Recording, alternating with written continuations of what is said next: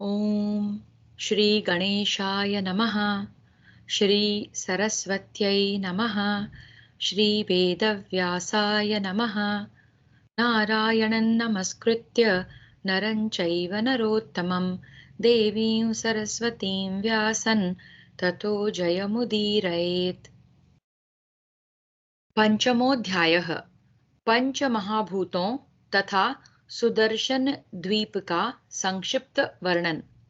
धृतराष्ट्र उवाच। धृतराष्ट्र बोले, संजय, नदियों, पर्वतों तथा जनपदों के और दूसरे भी जो पदार्थ इस भूतल पर आश्रित हैं, उन सबके नाम बताओ। प्रमाणवेत्ता संजय, तुम सारी पृथ्वी का पूरा प्रमाण, लंबाई चौड़ाई का माप मुझे बताओ, साथ ही यहाँ के वनों का भी वर्णन करो। संजय उवाच। संजय बोले, महाराज, इस पृथ्वी पर रहने वाली जितनी भी वस्तुएं हैं, वे सब की सब संक्षेप से पंच महाभूत स्वरूप हैं। इसीलिए मनीषी पुरुष इन सब को सम कहते हैं। सम यानी एक समान। आकाश, वायु, अग्नि, जल और भूमि, ये 5 महाभूत हैं।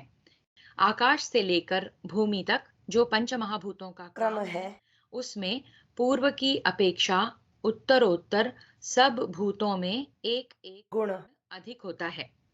इन सब भूतों में भूमि की प्रधानता है। शब्द, स्पर्श, रूप, रस और गंध, इन पांचों को तत्ववेत्ता महर्षियों ने पृथ्वी का गुण बताया है। राजन, जल में 4 ही गुण हैं। इसमें गंध का अभाव है। तेज के शब्द, स्पर्श तथा रूप, ये 3 गुण हैं। वायु के शब्द और स्पर्श 2 ही गुण हैं और आकाश का एकमात्र शब्द ही गुण है। राजन, ये 5 गुण संपूर्ण लोकों के आश्रयभूत पंच महाभूतों में रहते हैं, जिनमें समस्त प्राणी प्रतिष्ठित हैं। ये पांचों गुण जब साम्यावस्था में रहते हैं, तब एक दूसरे से संयुक्त नहीं होते हैं। जब ये विषम भाव को प्राप्त होते हैं, तब एक दूसरे से मिल जाते हैं। उस समय ही देहधारी प्राणी अपने शरीरों से संयुक्त होते हैं, अन्यथा नहीं। ये सब भूत क्रम से नष्ट होते और क्रम से ही उत्पन्न होते हैं। पृथ्वी आदि के क्रम से इनका लय होता है और आकाश आदि के क्रम से इनका प्रादुर्भाव। ये सब अपरिमेय हैं। इनका रूप ईश्वरकृत है। भिन्न भिन्न लोकों में पंच भौतिक धातु दृष्टिगोचर होते हैं। मनुष्य तर्क के द्वारा इनके प्रमाणों का प्रतिपादन करते हैं, परंतु जो अचिंत्य भाव है, उन्हें तर्क से सिद्ध करने की चेष्टा नहीं करनी चाहिए। जो प्रकृति से परे हैं, वही अचिंत्य स्वरूप हैं। कुरुनंदन, अब मैं सुदर्शन नामक द्वीप का वर्णन करूंगा। महाराज, वह द्वीप चक्र की भांति गोलाकार स्थित है। वह नाना प्रकार की नदियों के जल से आच्छादित, मेघ के समान उच्चतम पर्वतों से सुशोभित, भांति भांति के नगरों, रमणीय जनपदों तथा फल फूल से भरे हुए वृक्षों से विभूषित है। यह द्वीप भांति भांति की संपदाओं तथा धन धान्य से संपन्न है। उसे सब ओर से लवण समुद्र ने घेर रखा है। जैसे पुरुष दर्पण में अपना मुंह देखते हैं, उसी प्रकार सुदर्शन द्वीप चंद्रमंडल में दिखाई देता है। इसके 2 अंश में पिप्पल और 2 अंश में महान शश दृष्टिगोचर होते हैं। इनके सब ओर संपूर्ण औषधियों का समुदाय फैला हुआ है। इन सब को छोड़कर शेष स्थान जल में समझना चाहिए। इससे भिन्न संक्षिप्त भूमिखंड बताया जाता है। उस भूमिखंड का मैं संक्षेप से वर्णन करता हूँ, उसे सुनिए। इस प्रकार श्री महाभारत भीष्म पर्व के अंतर्गत जम्बू खंड विनिर्माण पर्व में सुदर्शन द्वीप वर्णन विषयक 5वां अध्याय पूरा हुआ। षष्ठोऽध्यायः। सुदर्शन के वर्ष, पर्वत, मेरुगिरी, गंगा नदी तथा शशाकृति का वर्णन। धृतराष्ट्र उवाच। धृतराष्ट्र बोले, बुद्धिमान संजय, तुमने सुदर्शन द्वीप का विधि पूर्वक थोड़े में ही वर्णन कर दिया, परंतु तुम तो तत्वों के ज्ञाता हो, अतः इस संपूर्ण द्वीप का विस्तार के साथ वर्णन करो। चंद्रमा के शश चिन्ह में भूमि का जितना अवकाश दृष्टिगोचर होता है, उसका प्रमाण बताओ। तत्पश्चात पिप्पल स्थान का वर्णन करना। वैशंपायन उवाच। वैशंपायन जी कहते हैं, जन्मेजय, राजा धृतराष्ट्र के इस प्रकार पूछने पर संजय ने कहना आरंभ किया। संजय उवाच। संजय बोले, महाराज, पूर्व दिशा में पश्चिम दिशा की ओर फैले हुए ये 6 वर्ष पर्वत हैं, जो दोनों ओर पूर्व तथा पश्चिम समुद्र में घुसे हुए हैं। उनके नाम इस प्रकार हैं: हिमवान, हेमकूट, पर्वत श्रेष्ठ निषध, वैदूर्य मणिमय नीलगिरि, चंद्रमा के समान उज्ज्वल श्वेतगिरि तथा सब धातुओं से संपन्न होकर विचित्र शोभा धारण करने वाला श्रृंगवान पर्वत। राजन, ये 6 पर्वत सिद्धों तथा चारणों के निवास स्थान हैं। भरत नंदन, इनके बीच का विस्तार सहस्रों योजन है। वहां भिन्न भिन्न वर्ष खंड हैं और उनमें बहुत से पवित्र जनपद हैं। उनमें सब ओर नाना जातियों के प्राणी निवास करते हैं। उनमें से यह भारतवर्ष है। इसके बाद हिमालय से उत्तर हैमवत वर्ष है। हेमकूट पर्वत से आगे हरिवर्ष की स्थिति बताई जाती है। महाभाग, नीलगिरि के दक्षिण और निषध पर्वत के उत्तर पूर्व से पश्चिम की ओर फैला हुआ माल्यवान नामक पर्वत है। माल्यवान से आगे गंधमादन पर्वत है। इन दोनों के बीच में मंडलाकार सुवर्णमय मेरु पर्वत है, जो प्रातः काल के सूर्य के समान प्रकाशमान तथा धूम रहित अग्नि के समान कांतिमान है। उसकी ऊंचाई 84,000 योजन है। राजन, वह नीचे भी 84,000 योजन तक पृथ्वी के भीतर घुसा हुआ है। प्रभो, मेरु पर्वत ऊपर नीचे तथा अगल बगल संपूर्ण लोकों को आवृत करके खड़ा है। उसके पार्श्व भाग में ये 4 द्वीप बसे हुए हैं। भारत, उनके नाम हैं भद्राश्व, केतुमाल, जम्बू द्वीप तथा उत्तर कुरु। उत्तर कुरु द्वीप में पुण्यात्मा पुरुषों का निवास है। एक समय पक्षीराज गरुड़ के पुत्र सुमुख ने मेरु पर्वत पर सुनहरे शरीर वाले कौवों को देखकर सोचा कि यह सुमेरु पर्वत उत्तम, मध्यम तथा अधम पक्षियों में कुछ भी अंतर नहीं रहने देता है, इसलिए मैं इसको त्याग दूंगा। ऐसा विचार करके वे वहां से अन्य चले गए। ज्योतिर्मय ग्रहों में सर्वश्रेष्ठ सूर्यदेव, नक्षत्रों सहित चंद्रमा तथा वायुदेव भी प्रदक्षिण क्रम से सदा मेरुगिरि की परिक्रमा करते रहते हैं। महाराज, वह पर्वत दिव्य पुष्पों और फलों से संपन्न है। वहां के सभी भवन जाम्बुनद नामक सुवर्ण से विभूषित हैं। उनसे घिरे हुए उस पर्वत की बड़ी शोभा होती है। राजन, उस पर्वत पर देवता, गंधर्व, असुर, राक्षस तथा अप्सराएं सदा क्रीड़ा करती रहती हैं। वहां ब्रह्मा, रुद्र तथा देवराज इंद्र एकत्र हो पर्याप्त दक्षिणा वाले नाना प्रकार के यज्ञों का अनुष्ठान करते हैं। उस समय तुम्बुरु, नारद, विश्वावसु, हाहा और हूहू नामक गंधर्व उन देवेश्वरों के पास जाकर भांति भांति के स्तोत्रों द्वारा उनकी स्तुति करते हैं। राजन, आपका कल्याण हो। वहां महात्मा सप्तर्षि गण तथा प्रजापति कश्यप प्रत्येक पर्व पर सदा पधारते हैं। भूपाल, उस मेरु पर्वत के ही शिखर पर दैत्यों के साथ शुक्राचार्य निवास करते हैं। ये सब रत्न तथा ये रत्नमय पर्वत शुक्राचार्य के ही अधिकार में हैं। भगवान कुबेर उन्हीं से धन का चतुर्थ भाग प्राप्त करके उसका उपभोग करते हैं और उस धन का 16वां भाग मनुष्यों को देते हैं। सुमेरु पर्वत के उत्तर भाग में समस्त ऋतुओं के फूलों से भरा हुआ दिव्य एवं रमणीय कर्णिकार यानी कि कनेर के वृक्षों का वन है, जहां शिलाओं के समूह संचित हैं। वहां दिव्य भूतों से घिरे हुए साक्षात भूत भावन भगवान पशुपति पैरों तक लटकने वाली कनेर के फूलों की दिव्य माला धारण किए भगवती उमा के साथ विहार करते हैं। वे अपने तीनों नेत्रों द्वारा ऐसा प्रकाश फैलाते हैं मानो 3 सूर्य उदित हुए हों। उग्र तपस्वी एवं उत्तम व्रतों का पालन करने वाले सत्यवादी सिद्ध पुरुष ही वहां उनका दर्शन करते हैं। दुराचारी लोगों को भगवान महेश्वर का दर्शन नहीं हो सकता।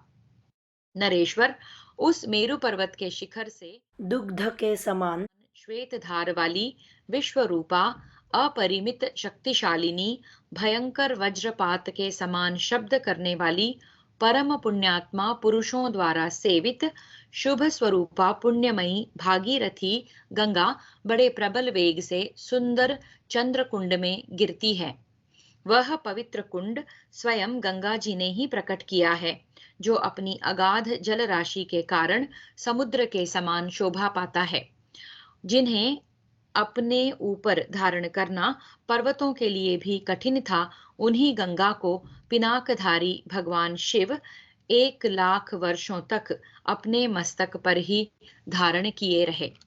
राजन, मेरु के पश्चिम भाग में केतुमाल द्वीप है।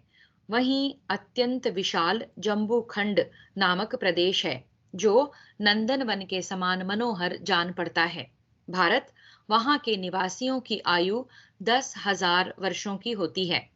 वहां के पुरुष सुवर्ण के समान कांतिमान और स्त्रियां अप्सराओं के समान सुंदरी होती हैं।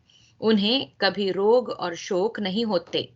उनका चित्त सदा प्रसन्न रहता है। वहां तपाए हुए सुवर्ण के समान गौर कांति वाले मनुष्य उत्पन्न होते हैं। गंधमादन पर्वत के शिखरों पर गुह्यकों के स्वामी कुबेर राक्षसों के साथ रहते हैं और अप्सराओं के समुदायों के साथ आमोद प्रमोद करते हैं। गंधमादन के अन्यान्य पार्श्वर्ती पर्वतों पर दूसरी दूसरी नदियां हैं, जहां निवास करने वाले लोगों की आयु 11,000 वर्षों की होती है। राजन, वहां के पुरुष हृष्ट पुष्ट, तेजस्वी और महाबली होते हैं तथा सभी स्त्रियां कमल के समान कांतिमती और देखने में अत्यंत मनोरम होती हैं। नील पर्वत से उत्तर श्वेत वर्ष और श्वेत वर्ष से उत्तर हिरण्यक वर्ष है। नील पर्वत से उत्तर श्वेत वर्ष और श्वेत वर्ष से उत्तर हिरण्यक वर्ष है। तत्पश्चात श्रृंगवान पर्वत से आगे ऐरावत नामक वर्ष है। राजन, वह अनेकानेक जनपदों से भरा हुआ है। महाराज, दक्षिण और उत्तर के क्रमशः भारत और ऐरावत नामक 2 वर्ष धनुष की 2 कोटियों के समान स्थित हैं और बीच में 5 वर्ष श्वेत, हिरण्यक, इलाव्रत, हरिवर्ष तथा हैमवत हैं।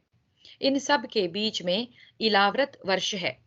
भारत से आरंभ करके ये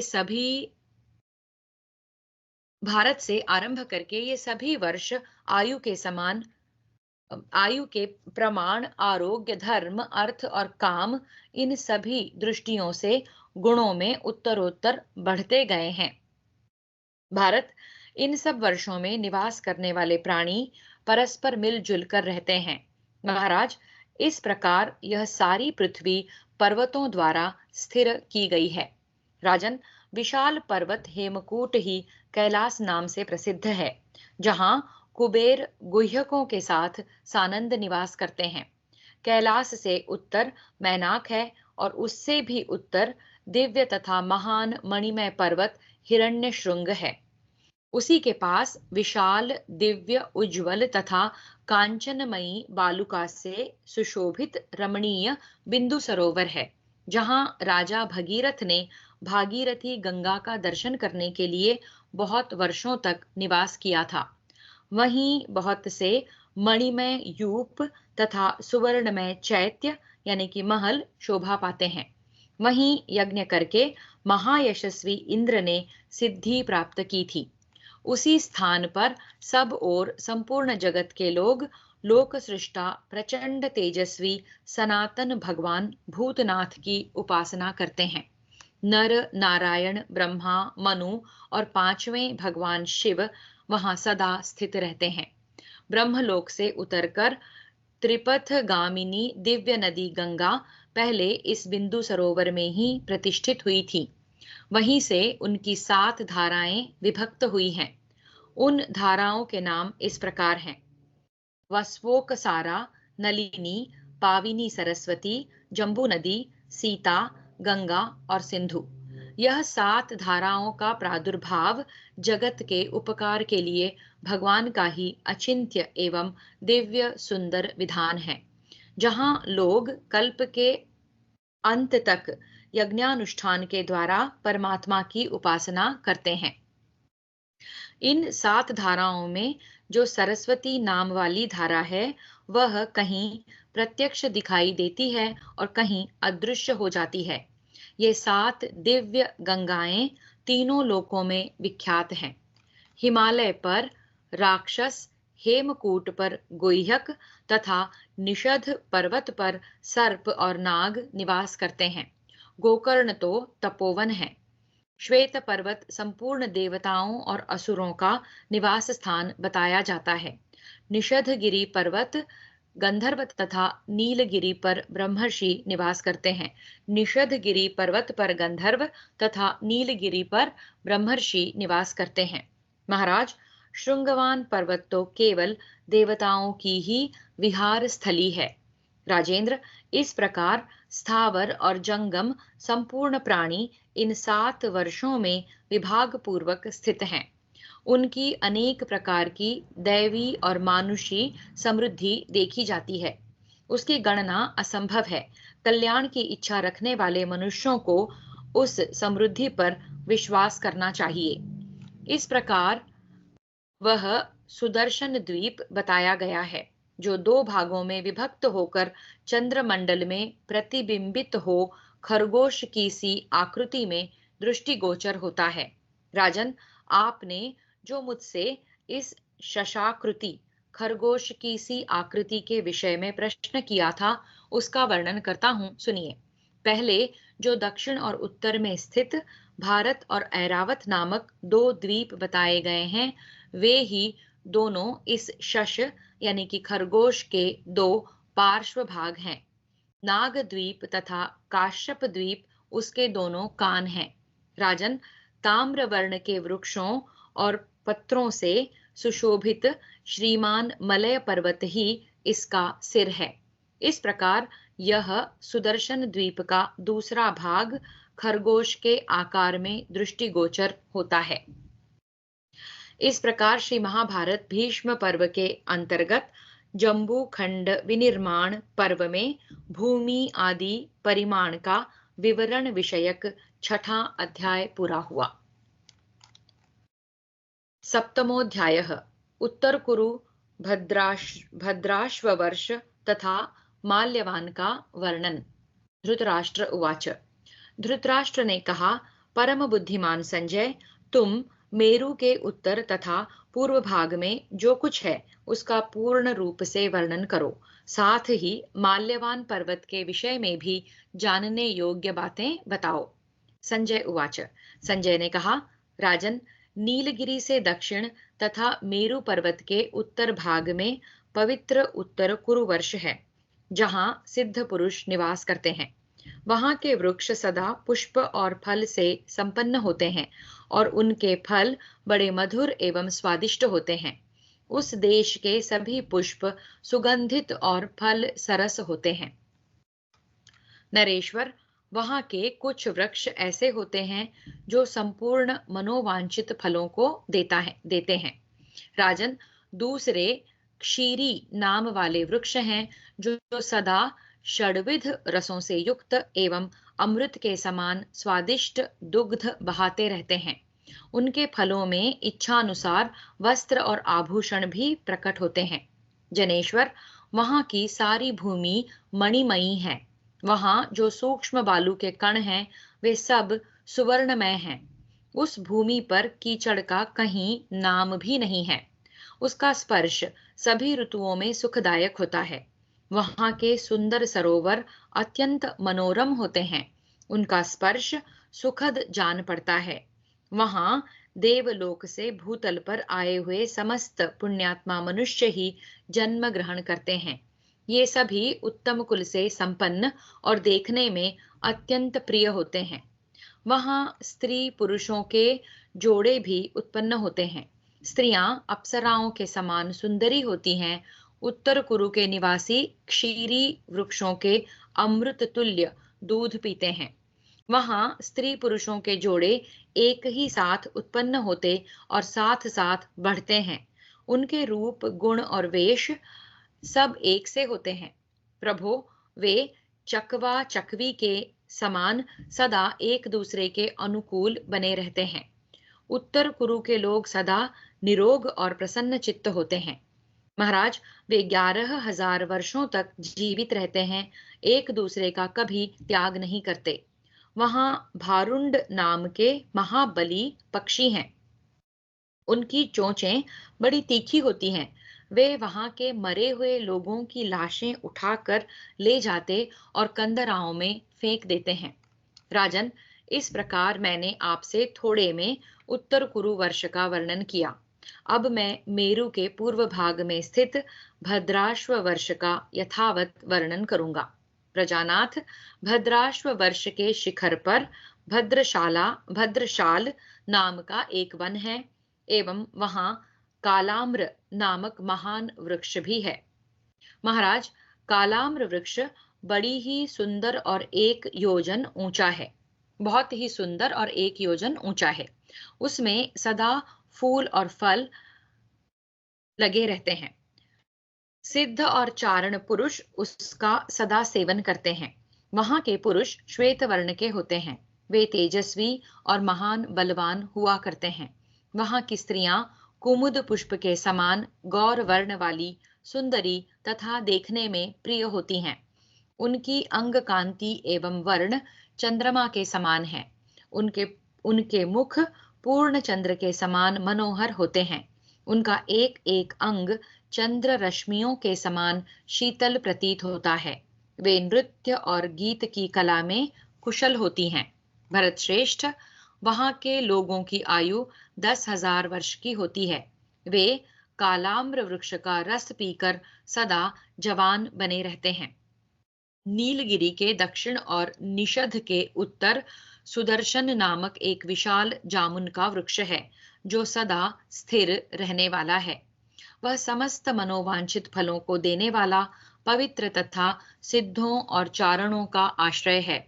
उसी के नाम पर यह सनातन प्रदेश जम्बू द्वीप के नाम से विख्यात है। भरत श्रेष्ठ, मनुजेश्वर, उस वृक्षराज की ऊंचाई 1100 योजन है। वह ऊंचाई स्वर्गलोक को स्पर्श करती हुई सी प्रतीत होती है। उसके फलों में जब रस आ जाता है, अर्थात जब वे पक जाते हैं, तब अपने आप टूट कर गिर जाते हैं। उन फलों की लंबाई 2,500 अरतनी मानी गई है। पहुंची से लेकर कनिष्ठिका उंगली के मूल भाग तक एक मुट्ठी की लंबाई को अरतनी कहते हैं। राजन, वे फल इस पृथ्वी पर गिरते समय भारी धमाके की आवाज करते हैं और उस भूतल पर सुवर्ण सदृश रस बहाया करते हैं। जनेश्वर, उस जंबू के फलों का रस नदी के रूप में परिणत होकर मेरुगिरी की प्रदक्षिणा करता हुआ उत्तर कुरुवर्ष में पहुंच जाता है। राजन, फलों के उस रस का पान कर लेने पर वहां के निवासियों के मन में पूर्ण शांति और प्रसन्नता रहती है। उन्हें पिपासा अथवा वृद्धावस्था कभी नहीं सताती है। उस जम्बू नदी से जाम्बू नद नामक सुवर्ण प्रकट होता है, जो देवताओं का आभूषण है। वह इंद्रगोप के समान लाल और अत्यंत चमकीला होता है। वहां के लोग प्रातःकालीन सूर्य के समान कांतिमान होते हैं। माल्यवान पर्वत के शिखर पर सदा अग्निदेव प्रज्वलित दिखाई देते हैं। भरत श्रेष्ठ, वे वहां संवर्तक एवं कालाग्नि के नाम से प्रसिद्ध हैं। माल्यवान के शिखर पर पूर्व पूर्व की ओर नदी प्रवाहित होती है। माल्यवान का विस्तार 5,000 योजन है। वहां सुवर्ण के समान कांतिमान मानव उत्पन्न होते हैं। वे सब लोग ब्रह्मलोक से नीचे आए हुए पुण्यात्मा मनुष्य हैं। उन सब का सबके प्रति साधुतापूर्ण बर्ताव होता है। वे ऊर्ध्वरेता नैष्ठिक ब्रह्मचारी होते और कठोर तपस्या करते हैं। फिर समस्त प्राणियों की रक्षा के लिए सूर्यलोक में प्रवेश कर जाते हैं। उनमें से 66,000 मनुष्य भगवान सूर्य को चारों ओर से घेर कर अरुण के आगे आगे चलते हैं। वे 66,000 वर्षों तक ही सूर्य देव के ताप में तप कर अंत में चंद्रमंडल में प्रवेश कर जाते हैं। इस प्रकार श्री महाभारत भीष्म पर्व के अंतर्गत जम्बू खंड विनिर्माण पर्व में माल्यवान का वर्णन विषयक 7वां अध्याय पूरा हुआ। अष्टमोऽध्यायः रमणक हिरण्यक श्रृंगवान पर्वत तथा ऐरावत वर्ष का वर्णन।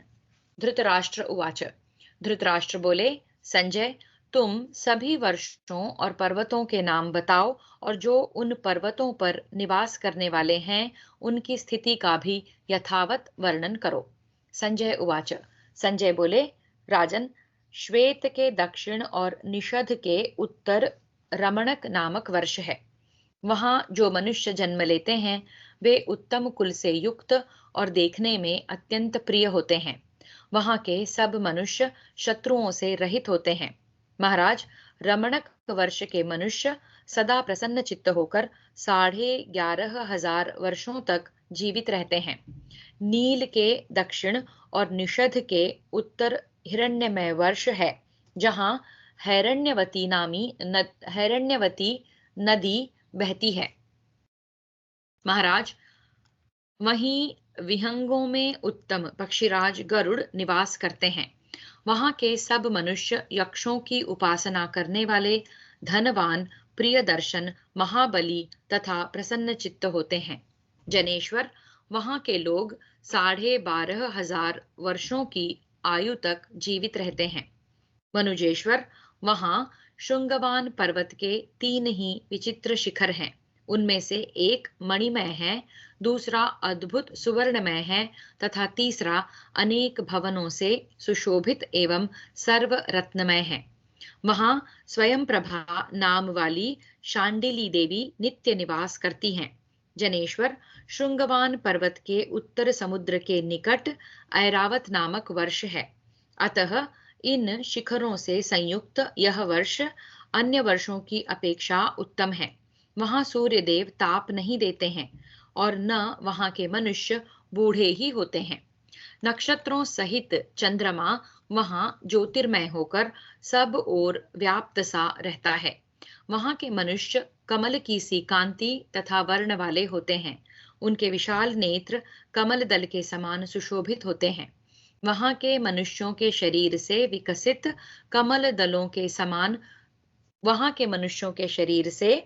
विकसित कमल दलों के समान सुगंध प्रकट होती है।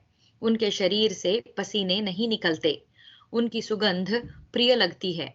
वे आहार, भूख प्यास से रहित और जितेंद्रिय होते हैं।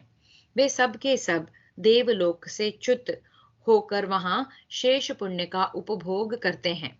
उनमें रजोगुण का सर्वथा अभाव होता है। भरत भूषण जनेश्वर, वे 13,000 वर्षों की आयु तक जीवित रहते हैं। क्षीर सागर के उत्तर तट पर भगवान विष्णु निवास करते हैं। वे वहां सुवर्णमय रथ पर विराजमान हैं। उस रथ में 8 पहिए लगे हैं। उनका वेग मन के समान है। वह समस्त भूतों से युक्त अग्नि के समान कांतिमान, परम तेजस्वी तथा जाम्बू नद नामक सुवर्ण से विभूषित हैं। भरत श्रेष्ठ, वे सर्वशक्तिमान सर्वव्यापी भगवान विष्णु ही समस्त प्राणियों का संकोच और विस्तार करते हैं। वे ही करने वाले और कराने वाले हैं। राजन, पृथ्वी, जल, तेज, वायु और आकाश सब कुछ वे ही हैं। वे ही समस्त प्राणियों के लिए यज्ञ स्वरूप हैं। अग्नि उनका मुख है। वैशंपायन उवाच। वैशंपायन जी कहते हैं, महाराज जन्मेजय, संजय के ऐसा कहने पर महामना धृतराष्ट्र अपने पुत्रों के लिए चिंता करने लगे। कुछ देर तक सोच विचार करने के पश्चात महातेजस्वी धृतराष्ट्र ने पुनः इस प्रकार कहा, सूतपुत्र संजय, इसमें संदेह नहीं कि काल ही संपूर्ण जगत का संहार करता है, फिर वही सबकी सृष्टि करता है। यहाँ कुछ भी सदा स्थिर रहने वाला नहीं है। भगवान नर और नारायण समस्त प्राणियों के सुहृद एवं सर्वज्ञ हैं। देवता उन्हें वैकुंठ और मनुष्य उन्हें शक्तिशाली विष्णु कहते हैं। इस प्रकार श्री महाभारत भीष्म पर्व के अंतर्गत जम्बू खंड विनिर्माण पर्व में धृतराष्ट्र वाक्य विषयक 8वां अध्याय पूरा हुआ। नवमोऽध्यायः भारतवर्ष की नदियों, देशों तथा जनपदों के नाम और भूमि का महत्व। धृतराष्ट्र उवाच। धृतराष्ट्र बोले, संजय, यह जो भारतवर्ष है, जिसमें यह राजाओं की विशाल वाहिनी युद्ध के लिए एकत्र हुई है, जहाँ का साम्राज्य प्राप्त करने के लिए मेरा पुत्र दुर्योधन ललचाया हुआ है, जिसे पाने के लिए पांडवों के मन में भी बड़ी इच्छा है तथा जिसके प्रति मेरा मन भी बहुत आसक्त है, उस भारतवर्ष का तुम यथार्थ रूप से वर्णन करो, क्योंकि इस कार्य के लिए मेरी दृष्टि में तुम ही सबसे अधिक बुद्धिमान हो। संजय उवाच। संजय ने कहा, राजन, आप मेरी बात सुनिए। पांडवों को इस भारतवर्ष के साम्राज्य का लोभ नहीं है। दुर्योधन तथा सुबल पुत्र शकुनी ही इसके लिए बहुत लुभाए हुए हैं। विभिन्न जनपदों के स्वामी जो दूसरे दूसरे क्षत्रिय हैं, वे भी इस भारतवर्ष के प्रति गृध्र दृष्टि लगाए हुए एक दूसरे के उत्कर्ष को सहन नहीं कर पाते हैं। भारत, अब मैं यहाँ आपसे उस भारतवर्ष का वर्णन करूंगा जो इंद्रदेव और वैवस्वत मनु का प्रिय देश है। राजन, दुर्धर्ष महाराज, वेन नंदन पृथु, महात्मा इक्ष्वाकु, ययाति, अम्बरीश, मांधाता, नहुष, मुचुकुंद, ऊशी नरपुत्र, शिबि, ऋषभ, इलानंदन पुरुरवा, राजा नृग, कुशिक, महात्मा गाधी, सोमक, दिलीप तथा अन्य जो महाबली क्षत्रिय नरेश हुए हैं, उन सभी को भारतवर्ष बहुत प्रिय रहा है। शत्रुदमन नरेश, मैं उसी भारतवर्ष का यथावत वर्णन कर रहा हूँ। आप मुझसे जो कुछ पूछते या जानना चाहते हैं, वह सब बताता हूँ, सुनिए। इस भारतवर्ष में महेंद्र, मलय, सह्य, शक्तिमान, रुक्षवान, विंध्य और पारियात्र, ये 7 कुल पर्वत कहे गए हैं। राजन, इनके आसपास और भी हजारों अविज्ञात पर्वत हैं, जो रत्न आदि सार वस्तुओं से युक्त विस्तृत और विचित्र शिखरों से सुशोभित हैं। इनसे भिन्न और भी छोटे छोटे अपरिचित पर्वत हैं, जो छोटे छोटे प्राणियों के जीवन निर्वाह का आश्रय बने हुए हैं। प्रभो कुरुनंदन, इस भारतवर्ष में आर्य, म्लेच्छ तथा संकर जाति के मनुष्य निवास करते हैं। ये लोग यहाँ की जिन बड़ी बड़ी नदियों के जल पीते हैं, उनके नाम बताता हूँ, सुनिए।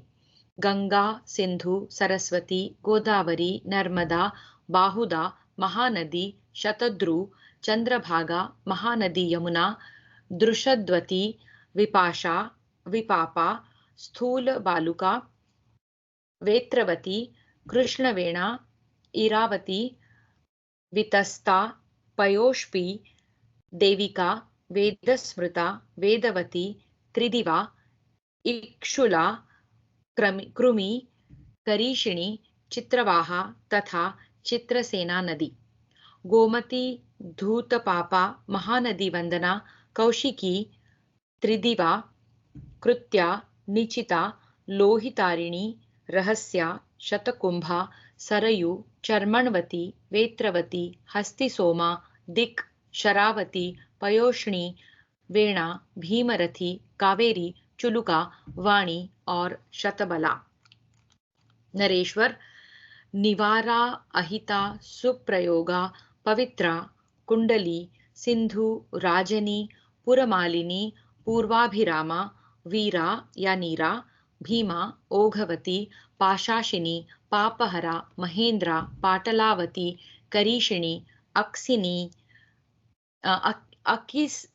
असिक्नी, महानदी, कुशचीरा, मकरी, प्रवरा, मेना, हेमा, घृतवती, पुरावती, अनुष्णा, शैब्या, कापी, सदानीरा, अधृष्या और महानदी कुशधारा।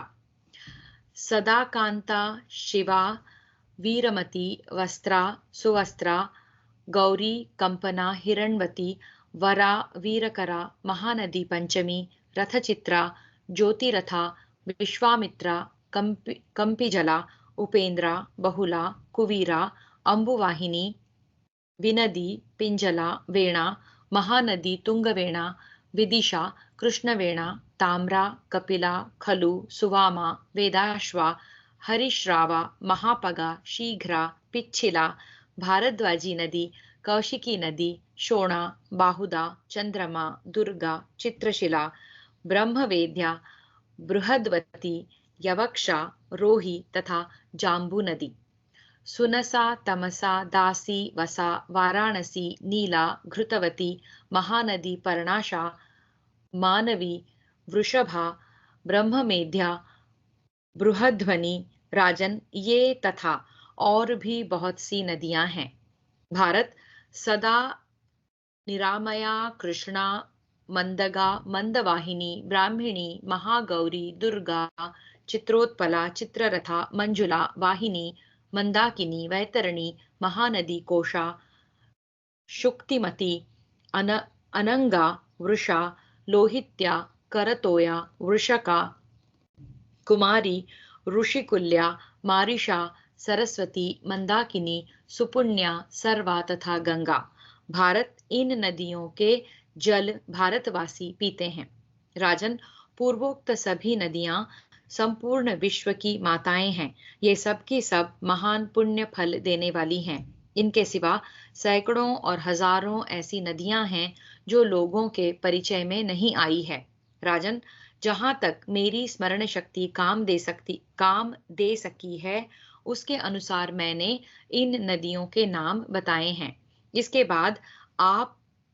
बाद अब मैं भारतवर्ष के जनपदों का वर्णन करता हूं, सुनिए। भारत में ये कुरु, पांचाल, शाल्व, माद्रेय जांगल, शूरसेन, पुलिंद, बोध, माल, मत्स्य, कुशल्य, सौशल्य, कुंती, कांति, कोसल, चेदी, मत्स्य, कुरुष, भोज, सिंधु पुलिंद, उत्तमाश्व, दशार्ण, मेकल, उत्कल, पांचाल, कोसल, नयकपृष्ठ, धुरंधर, गोधा, मद्रकलिंग, काशी, अपर काशी, जठर, कुक्कुर, दशार्ण, कुंती, अवंती, अपर कुंती, गोमंत, मंदक, संड, विदर्भ, रूपवाहिक, अश्मक, पांडुराष्ट्र, गोपराष्ट्र, किरीति, अधिराज्य, कुशाद्य तथा मल्लराष्ट्र।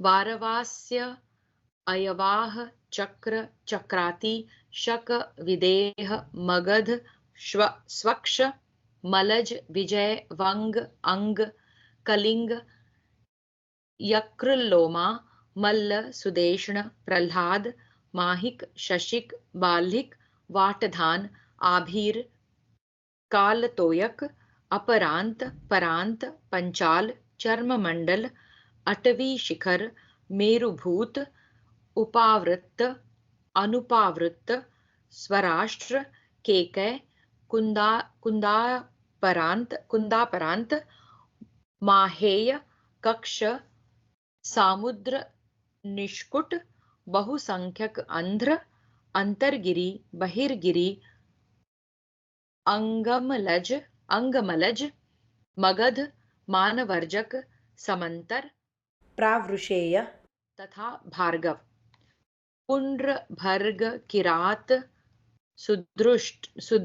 सुदृष्ट, यामुन, शक, निषाद, निषध, आनर्त, नैऋत, दुर्गाल, प्रतिमत्स्य, कुंतल, कोसल, तीग्रग्रह, शूरसेन, ईजिक, कन्यकागुण, तिलभार, मसीर, मधुमान, सुकंदक, कश्मीर, सिंधु सौवीर, गांधार, दर्शक, अभिसार, उलूत, शैवाल, बाहलीक, दारवी, वानव, दर्व, वातज, आमरथ, उरग, बहुवाद्य, सुदाम, सुमल्लिक, वध्र, किरीशक, कुलिंद, उपत्यक, वनायु, दश, पार्श्वरोम, कुशबिंदु, कच्छ, गोपालकक्ष, जांगल, कुरुवर्णक, किरात, बर्बर, सिद्ध, वैदेह, ताम्रलिप्तक, ओंड्र, म्लेच्छ, सैसिरिध्र और पार्वतीय इत्यादि। भरतश्रेष्ठ, अब जो दक्षिण दिशा के अन्यान्य जनपद हैं उनका वर्णन सुनिए।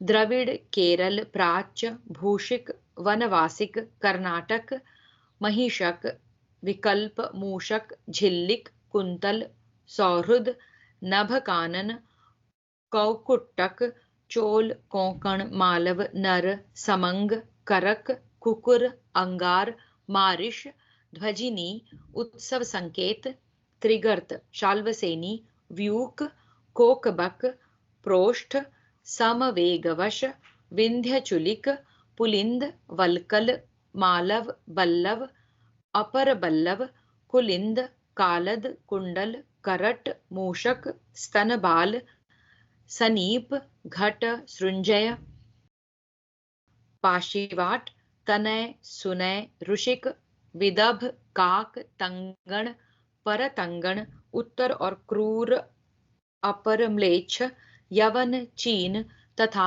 जहां भयानक म्लेच्छ जाति के लोग निवास करते हैं वह काम्बोज। सकृद ग्रह, कुलत्थ, हूण, पारसिक, रमण, चीन, दशमालिक, क्षत्रियों के उपनिवेश, वैश्यों और शूद्रों के जनपद, शूद्र, आभीर, दरद, काश्मीर, पशु, खाशीर, अंतचार, पहलव, गिरिगह्वर, आत्रेय, भरद्वाज, स्तनपोषिक, प्रोशक, कलिंग, किरात जातियों के जनपद, तोमर, हन्यमान और करभंजक इत्यादि। राजन, ये तथा और भी पूर्व और उत्तर दिशा के जनपद एवं देश मैंने संक्षेप से बताए हैं। अपने गुण और बल के अनुसार यदि अच्छी तरह इस भूमि का पालन किया जाए तो यह कामनाओं की पूर्ति करने वाली कामधेनु बनकर धर्म, अर्थ और काम तीनों के महान फल की प्राप्ति कराती है। इसीलिए धर्म और अर्थ के काम में निपुण शूरवीर नरेश इसे पाने की अभिलाषा रखते हैं और धन के लोभ में आसक्त हो वेग पूर्वक युद्ध में जाकर अपने प्राणों का परित्याग कर देते हैं।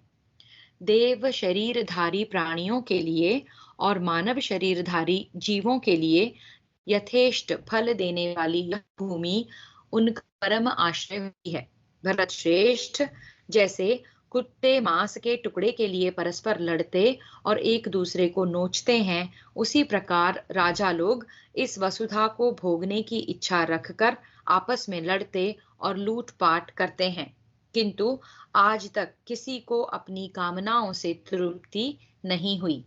भारत, इस अतृप्ति के ही कारण कौरव और पांडव साम, दान, भेद और दंड के द्वारा संपूर्ण वसुधा पर अधिकार पाने के लिए यत्न करते हैं। नरश्रेष्ठ, यदि भूमि के यथार्थ स्वरूप का संपूर्ण रूप से ज्ञान हो जाए तो यह परमात्मा से अभिन्न होने के कारण प्राणियों के लिए स्वयं ही पिता, भ्राता, पुत्र, आकाशवर्ती पुण्यलोक तथा स्वर्ग भी बन जाती है। इस प्रकार श्री महाभारत भीष्म पर्व के अंतर्गत जम्बू खंड विनिर्माण पर्व में भारत की नदियों और देश आदि के नाम का वर्णन विषयक 9वां अध्याय पूरा हुआ। 10मोऽध्यायः भारतवर्ष में युगों के अनुसार मनुष्यों की आयु तथा गुणों का निरूपण। धृतराष्ट्र उवाच। धृतराष्ट्र ने कहा, संजय, तुम भारतवर्ष और हैमवत वर्ष के लोगों के आयु का प्रमाण, बल तथा भूत भविष्य एवं वर्तमान शुभाशुभ फल बताओ। साथ ही हरिवर्ष का भी विस्तार पूर्वक वर्णन करो। संजय उवाच।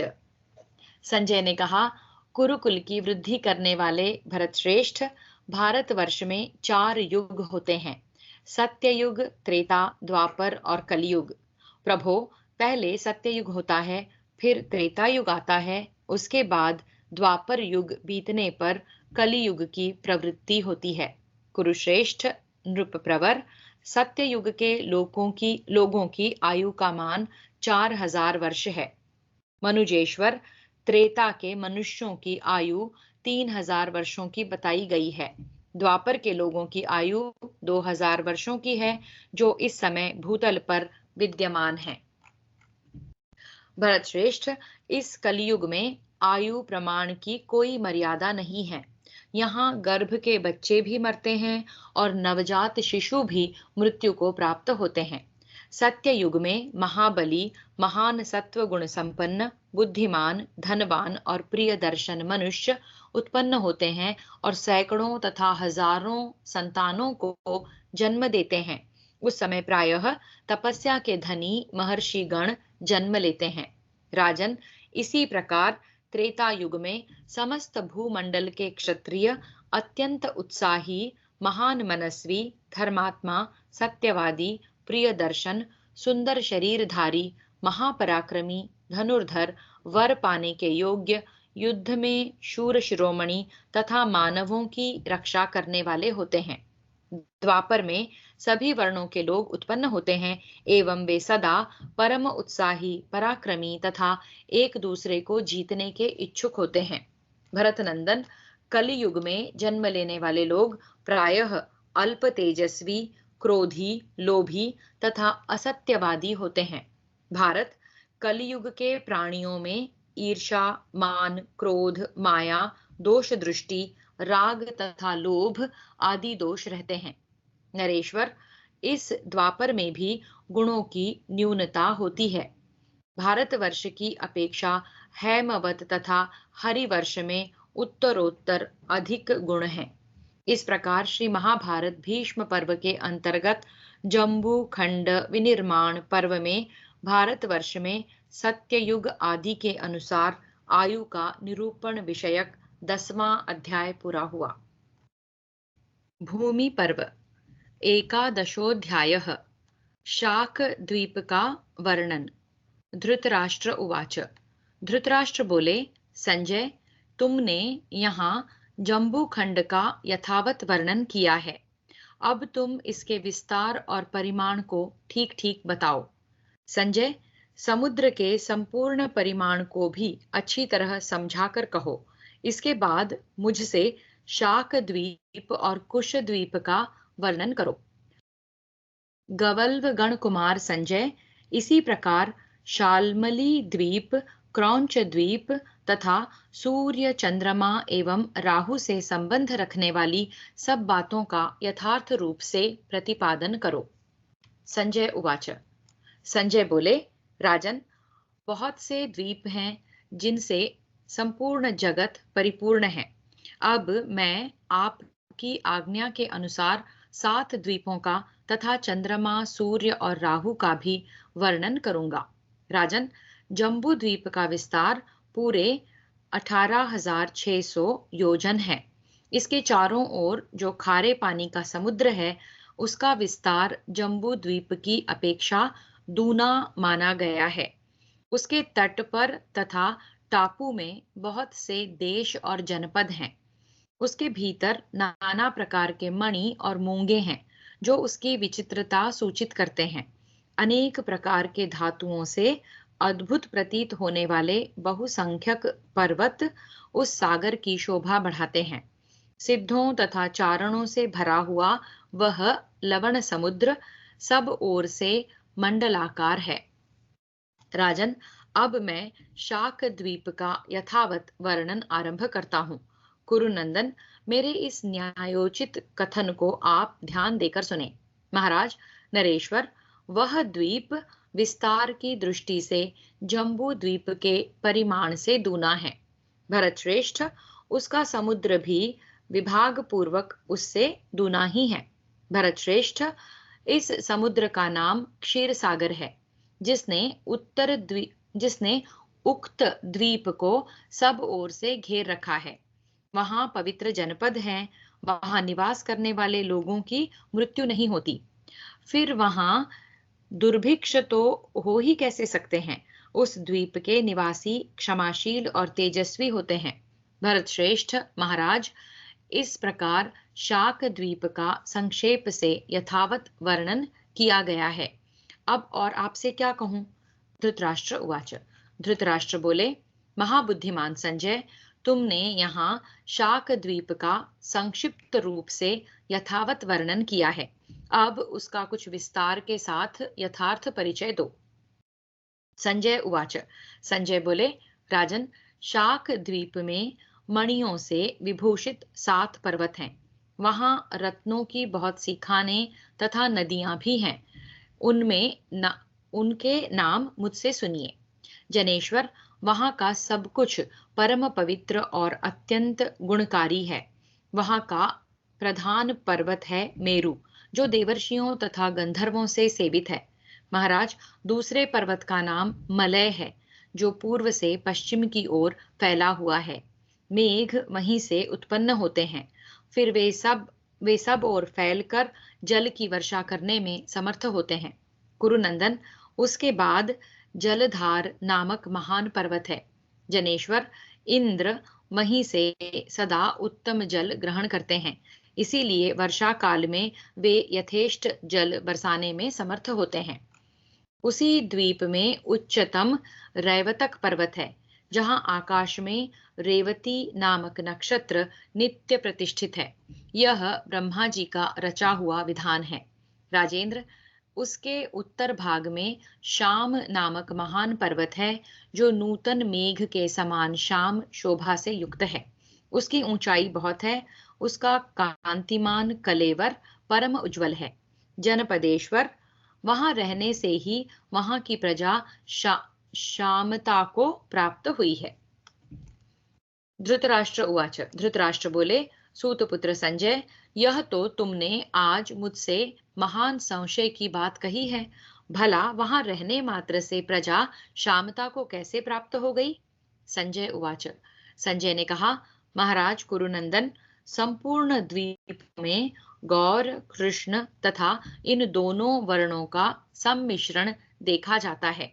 भारत, यह पर्वत जिस कारण से शाम होकर दूसरों में भी शामता उत्पन्न करने वाला हुआ, वह आपको बताता हूँ। यहाँ भगवान श्री कृष्ण निवास करते हैं, अतः उन्हीं की कांति से यह स्वयं भी शामता को प्राप्त हुआ है और अपने समीप रहने वाली प्रजा में भी शामता उत्पन्न कर देता है। कौरवराज, श्यामगिरी के बाद बहुत ऊंचा दुर्ग शैल है। उसके बाद केसर पर्वत है, जहां से चली हुई वायु केसर की सुगंध लिए बहती है। इन सब पर्वतों का विस्तार दूना होता गया है। कुरुनंदन, मनीषी पुरुषों ने इन पर्वतों के समीप 7 वर्ष बताए हैं। महामेरु पर्वत के समान महाकाश वर्ष है। जलद या मलय के निकट कुमुदोत्तर वर्ष है। महाराज, जलधार गिरी का पार्श्ववर्ती वर्ष सुकुमार बताया गया है। रैवतक पर्वत का कुमार वर्ष तथा श्यामगिरी का मणिकांचन वर्ष है। इसी प्रकार केसर के समीपवर्ती वर्ष को मोदाकी कहते हैं। उसके आगे महापुमान नामक एक पर्वत है। वह उस द्वीप की लंबाई और चौड़ाई सबको घेर कर खड़ा है। महाराज, उसके बीच में शाक नामक एक बड़ा भारी वृक्ष है, जो जम्बू द्वीप के समान ही विशाल है। महाराज, वहां की प्रजा सदा उस शाक वृक्ष के ही आश्रित रहती है। वहां बड़े पवित्र जनपद हैं। उस द्वीप में भगवान शंकर की आराधना की जाती है। राजन भरत नंदन, वहां सिद्ध चारण और देवता जाते हैं। वहां के चारों वर्णों की प्रजा अत्यंत धार्मिक होती है।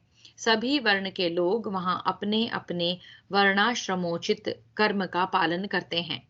वहां कोई चोर नहीं दिखाई देता। महाराज, उस द्वीप के निवासी दीर्घायु तथा जरा और मृत्यु से रहित होते हैं। जैसे वर्षा ऋतु में समुद्रगामिनी नदियां बढ़ जाती हैं, उसी प्रकार वहां की समस्त प्रजा सदा वृद्धि को प्राप्त होती रहती हैं। उस द्वीप में अनेक पवित्र जल वाली नदियां बहती हैं। वहां गंगा भी अनेक धाराओं में विभक्त देखी जाती हैं। कुरुनंदन भरत श्रेष्ठ, उस द्वीप में सुकुमारी, कुमारी, शिताशी, वेणिका, महानदी, मणिजला तथा चक्षुर्वर्धनिका आदि पवित्र जल वाली नदियां बहती हैं। वहां लाखों ऐसी नदियां हैं जिनसे जल लेकर इंद्र वर्षा करते हैं। उनके नाम और परिमाण की संख्या बताना कठिन ही नहीं, असंभव है। वे सभी श्रेष्ठ नदियां परम पुण्यमयी हैं। उस द्वीप में लोक सम्मानित 4 पवित्र जनपद हैं। उनके नाम इस प्रकार है: मंग, मशक, मानस तथा मंदग। नरेश्वर, उनमें से मंग जनपद में अधिकतर ब्राह्मण निवास करते हैं। वे सब के सब अपने कर्तव्य के पालन में तत्पर रहते हैं।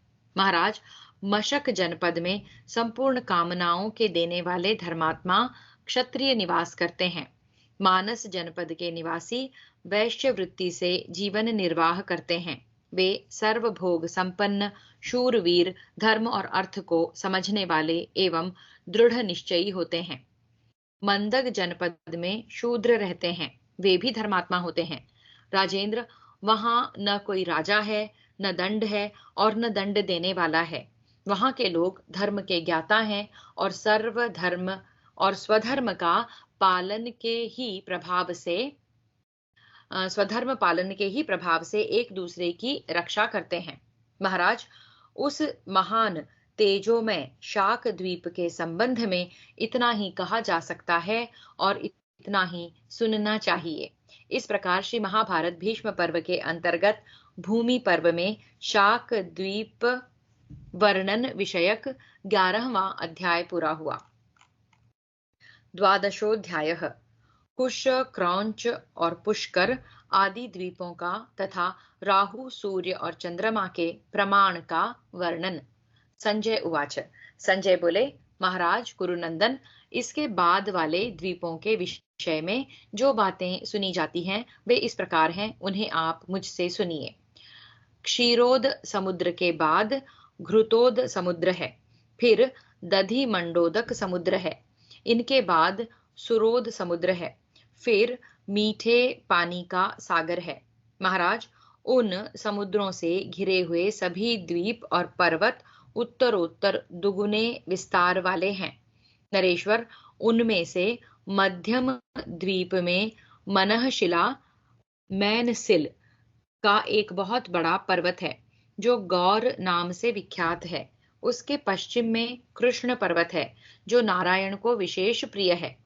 स्वयं भगवान केशव ही वहां दिव्य रत्नों के रखते और उनकी रक्षा करते हैं।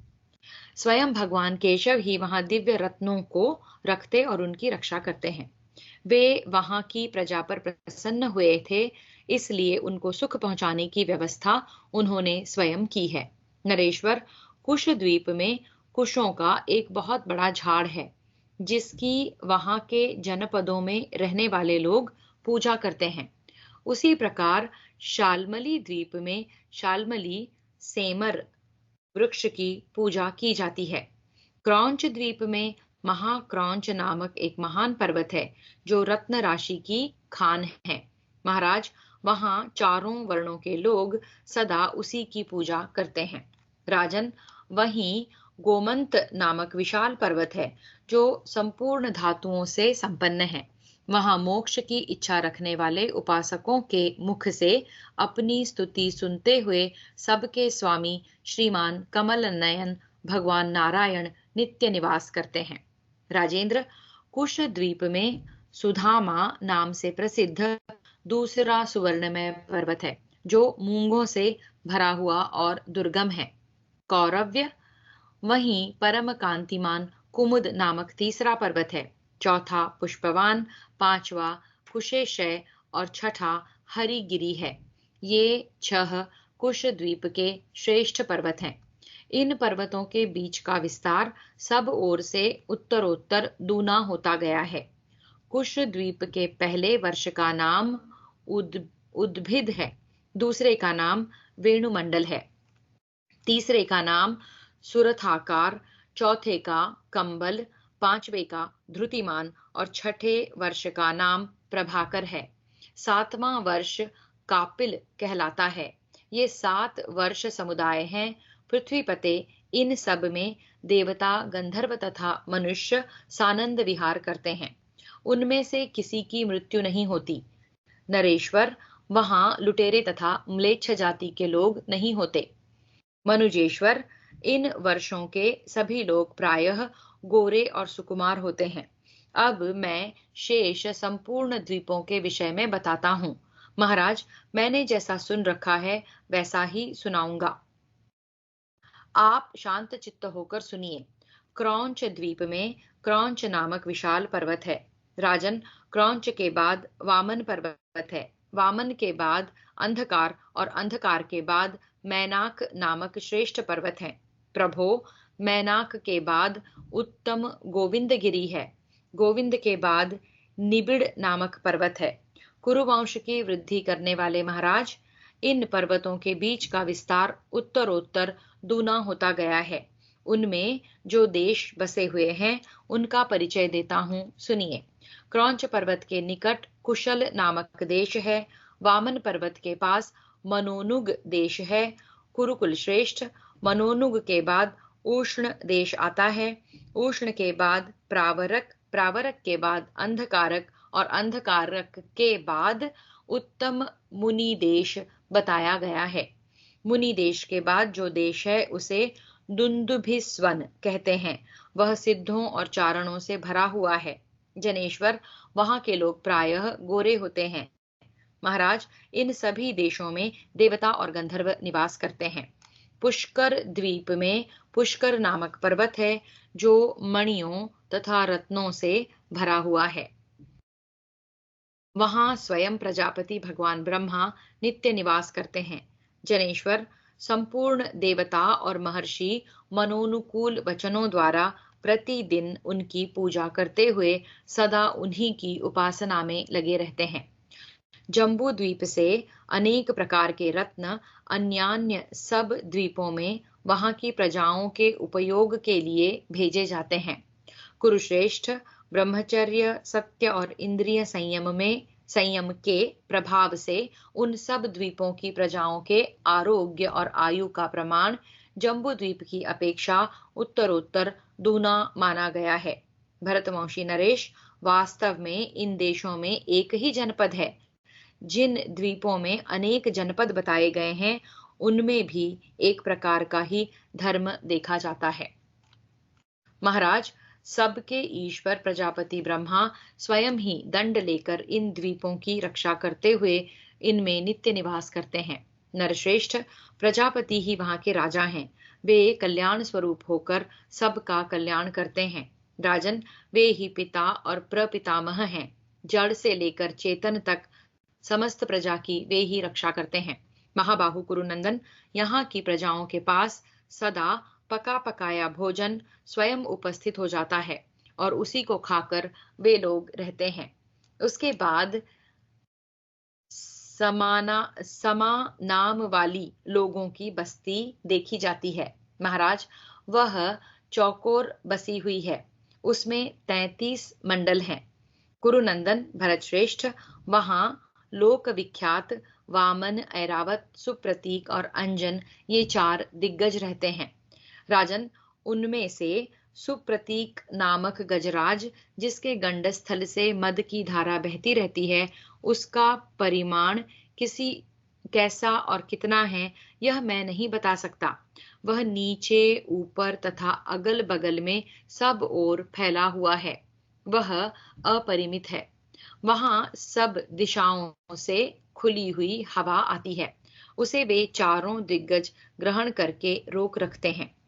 फिर वे विकसित कमल सदृश परम कांतिमान शुंड दंड के अग्रभाग से उस हवा को सैकड़ों भागों में करके तुरंत ही सब ओर छोड़ते हैं। यह उनका नित्य का काम है। महाराज, सांस लेते हुए उन दिग्गजों के मुख से मुक्त होकर जो वायु यहाँ आती है, उसी से सारी प्रजा जीवन धारण करती है। धृतराष्ट्र उवाच। धृतराष्ट्र बोले, संजय, तुमने द्वीपों की स्थिति के विषय में तो बड़े विस्तार के साथ वर्णन किया है। अब जो अंतिम विषय सूर्य, चंद्रमा तथा राहु का प्रमाण बताना शेष रह गया है, उसका वर्णन करो। संजय उवाच। संजय बोले, महाराज, मैंने द्वीपों का वर्णन तो कर दिया। अब ग्रहों का यथार्थ वर्णन सुनिए। कौरव श्रेष्ठ, राहु की जितनी बड़ी लंबाई चौड़ाई सुनने में आती है, वह आपको बताता हूँ। महाराज, सुना है कि राहु ग्रह मंडलाकार है। राहु ग्रह मंडलाकार है। निष्पाप नरेश, राहु ग्रह का व्यासगत विस्तार 12,000 योजन है और उसकी परिधि का विस्तार 36,000 योजन है। पौराणिक विद्वान उसकी विपुलता यानी कि मोटाई 6,000 योजन की बताते हैं। राजन, चंद्रमा का व्यास 11,000 योजन है। कुरुश्रेष्ठ, उनकी परिधि या मंडल का विस्तार 33,000 योजन बताया गया है और महामना शीतरश्मि चंद्रमा का वैपुल्यगत विस्तार यानी कि मोटाई 5900 योजन है। कुरुनंदन, सूर्य का व्यासगत विस्तार 10,000 योजन है और उनकी परिधि या मंडल का विस्तार 30,000 योजन है। उनकी विपुलता 5800 योजन की है। अनघ, इस प्रकार शीघ्रगामी परम उदार भगवान सूर्य के त्रिविध विस्तार का वर्णन सुना जाता है। भारत, यहाँ सूर्य का प्रमाण बताया गया इन दोनों से अधिक विस्तार रखने के कारण राहु यथा समय इन सूर्य और चंद्रमा को आच्छादित कर लेता है। महाराज, आपके प्रश्न के अनुसार शास्त्र दृष्टि से ग्रहों के विषय में संक्षेप से बताया गया। ये सारी बातें मैंने आपके सामने यथार्थ रूप से उपस्थित की हैं, अतः शांति धारण कीजिए। इस जगत का स्वरूप कैसा है और इसका निर्माण किस प्रकार हुआ है, ये सब बातें मैंने शास्त्रोक्त रीति से बताई हैं। अतः कुरुनंदन, आप अपने पुत्र दुर्योधन की ओर से निश्चिंत रहिए।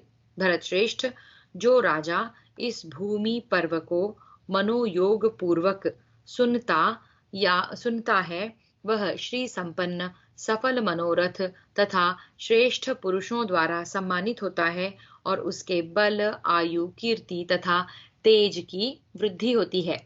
भूपाल, जो मनुष्य दृढ़ता पूर्वक संयम एवं व्रत का पालन करते हुए प्रत्येक पर्व के दिन इस प्रसंग को सुनता है, उसके पितर और पितामह पूर्ण तृप्त होते हैं।